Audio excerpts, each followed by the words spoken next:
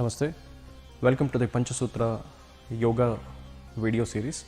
We are discussing about the science in the Panchasutra Yoga, and this is the second part of the video. We are going to discover more into how did the rishis discovered all this.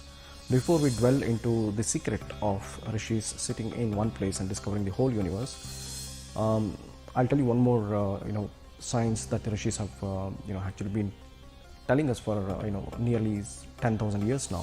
That science is you can look at the picture of the galaxy there. So this galaxy, as you can see, it has got 5 components in it. One is the space, obviously, and a little less than that is the light, and little less than that is the gaseous matter, and there is a liquid matter there. Where's the liquid? Can you see the liquid? The liquid is there, for example, Earth has water in it, and likewise the liquid is almost everywhere. And there's a liquid mass and there's a solid mass. So it consists of the 5 gross elements, and rishis have been saying this. If you look at the entire universe in any of the directions, it is made of these 5 gross elements, and those 5 gross elements in our ancient scriptures, it has been called Panch Mahabhutas: Prithvi, Jala, Vayu, Agni and Vyoma, the space. Not only that, that could have been just an observation from the rishis side. You know what rishis have given us? If you look at the Taittiriya Upanishad, one of the shlokas goes like this. It says, Tasmadva etasmad atmanah akashas sambhutah akashad vayuho vayor agnihi agner apaha apyah prativya oshadibhyah, like this. What it actually means is, from the Atma, the space has come out. From the space, the gas, and from the gas, the fire, and from the fire, the water, and from the water, the earth. If you observe that today, the origin of the universe, if you see, how did the stars form? If you ask the scientists, I was also working in Imperial College London for a few years. So I told you in my introduction video. So the science, how it describes, how the galaxies are formed, or how the stars are formed, is basically there was an empty space in the beginning, and there were these gaseous clouds. Now the space, science cannot describe the space yet, but then there are these gaseous clouds, and the gaseous clouds condensed to form a star and releasing the light energy out of it. So from the space, the gas, and from the gas, the light has come out, and from the fire, the water. We know how the water forms. It's a combination of hydrogen and oxygen, and when the hydrogen is burned, you get water out of it. So that's again from the fire, the water has come, and from the water, the earth has come. So the sequence of it, and also the size of it, has been described very well in the ancient scriptures. How did the rishis do all that sitting in one place? How could they discover all this, the science and the secrets of the universe? That was my question, and I asked to give you a few clues as well. So the answer for that lies in one of the sutras. It's called Yat Pinde Tat Brahmande. This is the sutra we get in Upanishads. As I said, the sutra says Yat Pinde Tat Brahmande, and Adi Shankaracharya elaborates it beautifully in his beginning of the Adi Shankara's Dakshinamurti Stotra. He says, Vishwam Darpana Drishyamana Nagari Tulyam Nijantargatam Pashyannatmani Mayaya Bahirivo Bhutam Yata Nidraya. It actually translates into, like the universe actually exists within you, but it looks like existing outside, just like a city which you can see inside a mirror. So the universe actually exists within us, not external. So whatever we see external is just a projection of our internal universe. If the universe exists inside, how did the rishis know the secrets of the universe? Now to know that, we have to start our journey inwards now. We have seen the universe outside. Let's start our journey inwards. If you just enter, like for example, you take a small nanocore and enter through my eyes, inside the body, exteriorly you can see my body, but inside it's all made of these internal organs. So the lungs, pancreas, heart, liver, kidney, these are the parts which are made of. It's almost like an equipment that you keep in your home. So there are different equipments like mixer grinder, the lights, and fan, things like that. So if there are so many equipments around us, there has to be some control. Who controls all these organs? So there is no, you cannot switch on the organ and switch it off. It's just running always, but you can actually regulate the speeds of it. Who regulates these organs? If you ask the questions, it's the internal endocrine system that we have. So the glands, which secrete the hormones, they control various functions inside the body. So these glands are located exactly at 6 places. If you just observe, these 6 places are important to know, because later we're going to come to these 6 places. These are important places. So the first one is the pituitary gland, which exists here, a bit where your eyebrows meet, and the second one is the thyroid, which exists in at the neck, thymus, pancreas and adrenal gland, and then testis and ovary. So like this, there are 6 gland systems which are exactly in the 6 points which regulates this. This is called the master gland, and thyroid gland actually regulates our the calorie burning and stuff. Thymus looks after releases T cells and then looks after the immune system of our body. Likewise, every organ has their own functions. So we have got the internal organs which are regulated by these glands. So if you have an equipment and if you have the regulators to regulate it, there has to be some mechanism to control it, somebody to actually go and regulate these things. So what is that mechanism which controls these gland systems? If you ask, so this is actually controlled by a master gland called pituitary gland. So this controls all other glands in our body. These pituitary glands, you can see in the image, it releases a lot of hormones. Antidiuretic hormone, for example, it controls the water levels in the body. And there is oxytocin, which controls our mode of happiness and sadness, like that. Oxytocin, which actually is a response, oxytocin releasing hormone. So like that, there are plenty of functions that it does, and it controls the other organs. Although it controls, there is a mechanism of controlling these organs. So what is that mechanism, if you ask? So that mechanism is called the nerve plexus. You can see on the image there are central nervous system nerves are connecting to the pituitary gland. So now likewise there are nerve centers where peripheral nervous system actually meets the central nervous system. Those are called the plexus, and these plexus are located exactly in these 6 places. So these nerve plexus actually control the glands. Now, what controls the nerve plexus or the central nervous system? What controls the central nervous system? There is no answer for that in the science.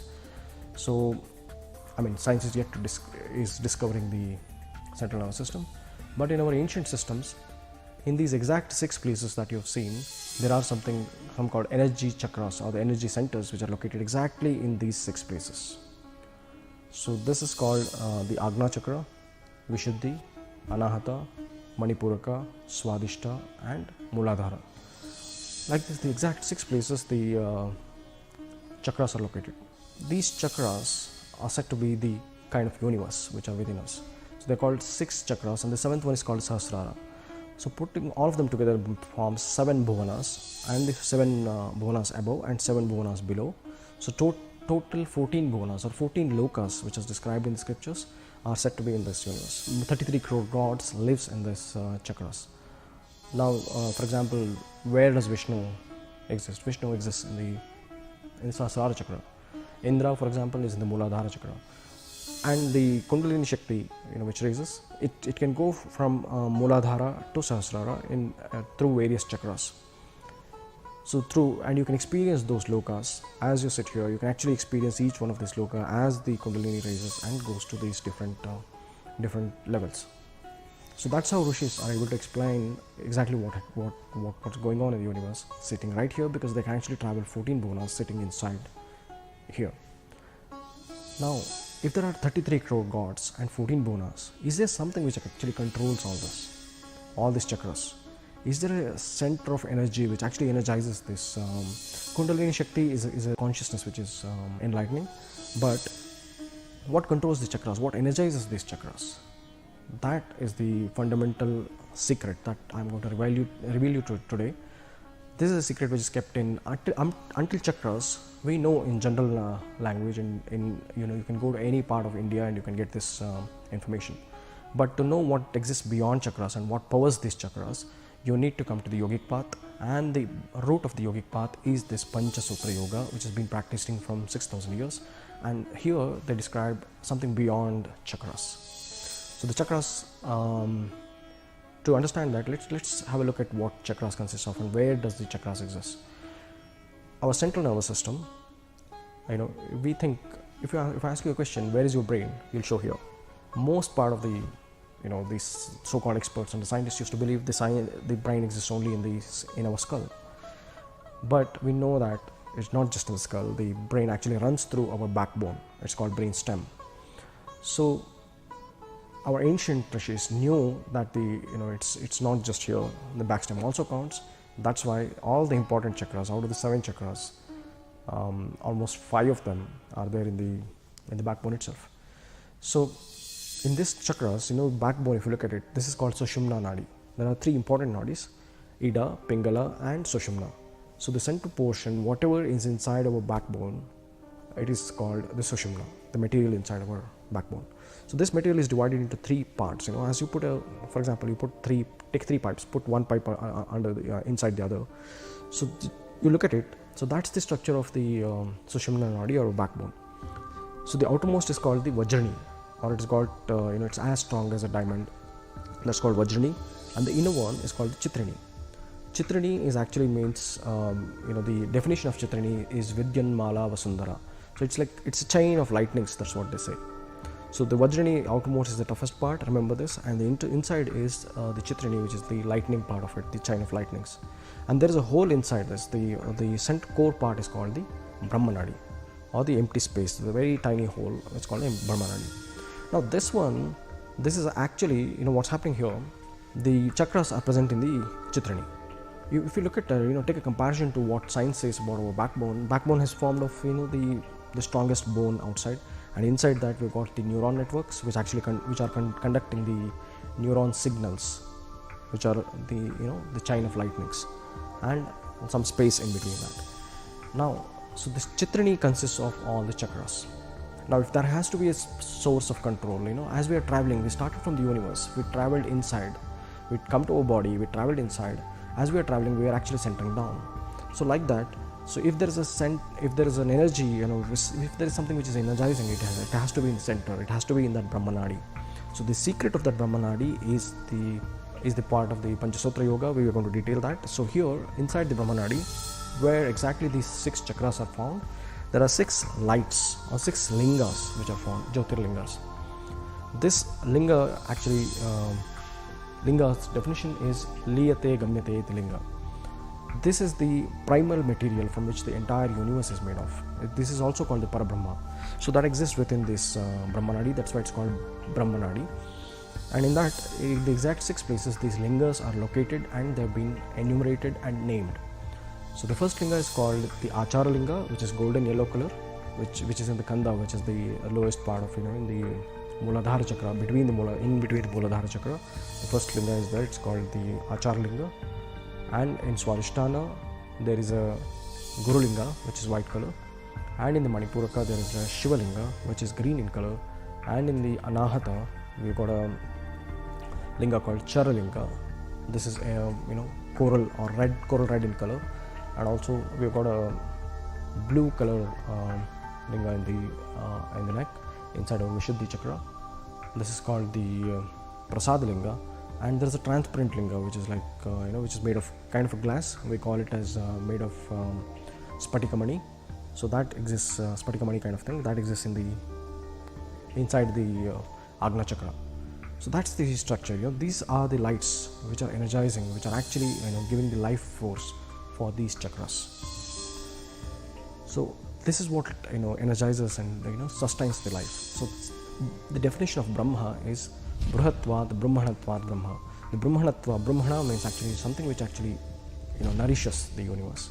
So the entire universe has been nourishing from this primordial material which is inside the Brahmanadi, and this is also called Sachidananda Swarupa. These are also called the 5 faces of Shiva.